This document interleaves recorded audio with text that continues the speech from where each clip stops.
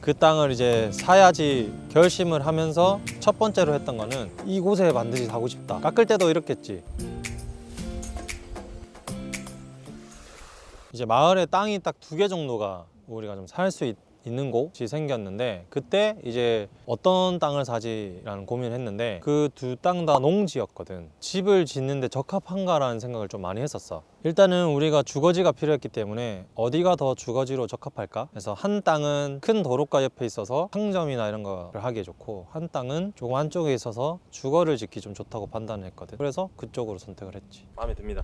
아주. 이걸 사야겠다 해서 이장님한테 말씀드리고, 그 땅 주인분하고 이제 가격을 어떻게 할 건지 논의를 첫 번째 했고, 를 해주면 그걸 듣고 내가 좀 깎고 싶잖아, 사람이. 이 정도를 좀 깎아주시면 좋겠어요 라고 이제 제안을 했지. 이런 고민을 해서 저분이 얼마에 샀는지, 그리고 어느 정도 세금을 내셨는지, 손해보지 않으려면 어느 정도 나한테 또 받아야 되는지를 좀 생각해보고 가격을 제안을 했지. 다행히 내가 제안했던 가격보다 깎아주셨어. 우리의 취지를 이야기했지. 이 공간을 이용해서 우리가 이 마을에 많은 것들을 보존하고 싶고, 우리가 여기서 새로운 둥지를 틀고 싶어요 라고 말을 했는데, 깎을 때도 이렇겠지. 깎고 싶은 돈이 1,000만 원이다. 근데 2,000만 원을 깎아주세요 라고 먼저 말하고 중간선을 1,000만 원을 했지. 다 아시지 않을까, 그런 거? 근데 그거를 보기 이전에 어쨌든 어떤 땅이든 난 사야 된다, 이곳에 반드시 사고 싶다, 다른 마을은 안 가고 싶다라는 생각이 있었기 때문에 가격이 그렇게 중요하지만 중요하지 않았던 것 같아. 마을에서 뭐 다른 땅들이 얼마 정도 거래가 됐다더라, 뭐 이런 이야기 정도는 첫 번째 좀 들었고, 그 다음에 밸류맵이나 LH 토지공사에서 하는 시리얼에 들어가 가지고 거기서 이제 가격이 어느 정도 하는지, 주변 땅들이 얼마에 거래됐는지, 과거에 내가 살려고 하는 땅이 얼마에 거래됐는지 이런 것들이 나와 있거든. 그거 확인해 가지고 저 땅이 그 정도였으니까 우리 땅은 이 정도다가 되지 않을까, 뭐 이런 것들을 확인했지. 파시려고 하는 가격하고 비교도 해보고. 구독! 좋아요. 뭐 나도 이제 땅이라는 건 처음 사보고, 건축물을 뭐 지을 수 있는지 없는지 이런 거를 뭐 누가 가르쳐 주는 게 잘 없었으니까 좀 알아보다 보니까 토지 이용 계획이라는 걸 확인해야 되더라고. 그래서 토지 이음이라는 사이트에 들어가 가지고 그거를 확인했지. 내가 살려고 하는 땅, 그리고 그 주변들이 어떤 개발 계획이 있는지, 자연 보존 지역인지 아니면 뭐 근린 상가 지역인지 뭐 주거 지역인지 이런 것들을 좀 확인해야 되는데, 그래가지고 그러면 이제 거기에 막 색깔로 여기는 무슨 땅이다 이런 게 표시가 있고, 그리고 그 건축법을 좀 찾아보면 우리가 살려고 하는 땅의 어떤 개발 계획이 건폐율이 몇 프로 정도 되는지, 이제 그런 것들을 이제 또 확인을 하는 작업을 했지. 그것도 되게 중요한데, 실제로 그 등기부 등본이란 걸 떼보면 소유주가 다른 사람인 경우도 있거든. 실제 소유주랑 내가 거래를 하려고 하는 사람이 같은 사람인지, 뭐 친인척일 수도 있고 아니면 뭐 그 사람도 잘 모르는 경우일 수도 있고 뭐 그럴 수 있는데, 말소 사항까지 체크해서 다 떼면 과거에 땅이 처음 등록이 된 거부터 지금까지 기록들이 다 있어. 누가 샀고 누가 팔았고, 채무 사항, 그러니까 농협이나 뭐 어디 은행에서 돈을 빌렸네 안 빌렸네 이런 것들이 다 들어가 있거든. 이 땅에 대해서 이 사람이 살 때 빚을 졌는지 안 졌는지 이런 것까지 다 확인을 하고 사기로 결정을 한 거지. 그거 같은 경우에는 이제 우리가 토지 이용 계획도 받고 등기부 등본도 받잖아. 토지 대장도 보고, 실제로 이게 행정에 가서 여기에 뭘 할 수 있는지, 뭐 카페를 할 수 있는지, 음식점을 할 수 있는지, 주거를 할 수 있는지, 그럼 주거를 몇 채 정도 할 수 있는지, 숙박업이 가능한지 이런 거를 이제 확인해 볼 필요가 있어. 왜냐면 우리가 해석하는 거하고 해석해 주는 거는 좀 다를 수 있거든. 그래서 나 같은 경우에는 이제 이장님 또 도움을 요청해 가지고, 이장님 가서 이 땅에 뭘 할 수 있는지 좀 같이 봐주세요 해 가지고 건축 민원과에 가서 민원 상담을 받았지. 받아 가지고 거기에 어떠한 것들을 할 수 있다라는 거를 확인을 했지.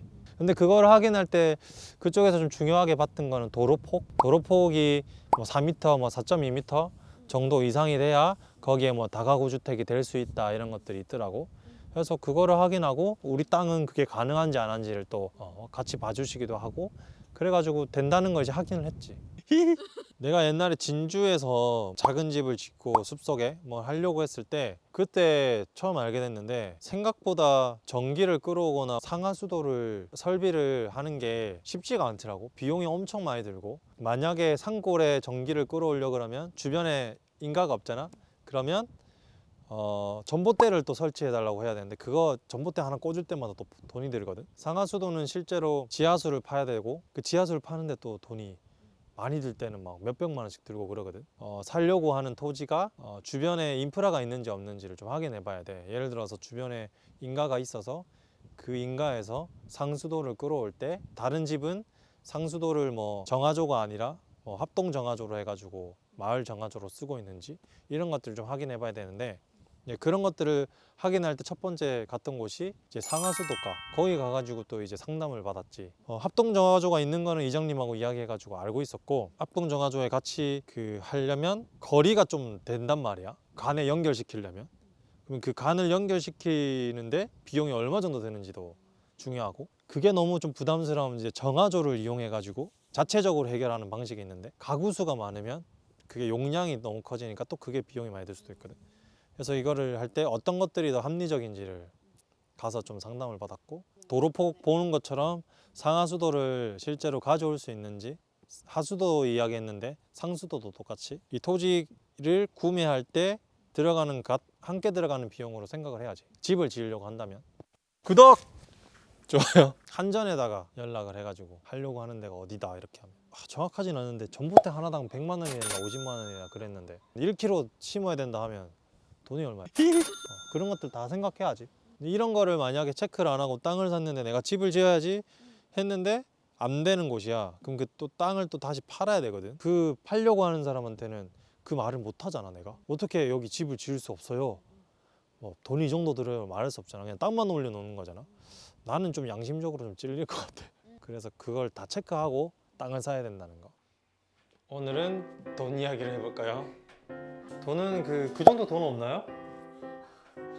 일단은 대출하는 거는 뭐 처음이니까 태어나서 아닌데 학자금 대출했는데 저기가 바로 이 소리 너무 한 100번 정도 한 것 같은데 태조 이성계가 조선을 건국하기 전에 저 금산에 와가지고 내가 조선을 건국할 수 있게끔 하게 된다면 이 산을 비단으로 물들이겠다 뭐 이렇게 해가지고 잠깐 장군 모드 해야 되나? 물들이겠다 이렇게 해가지고 왕이 됐잖아.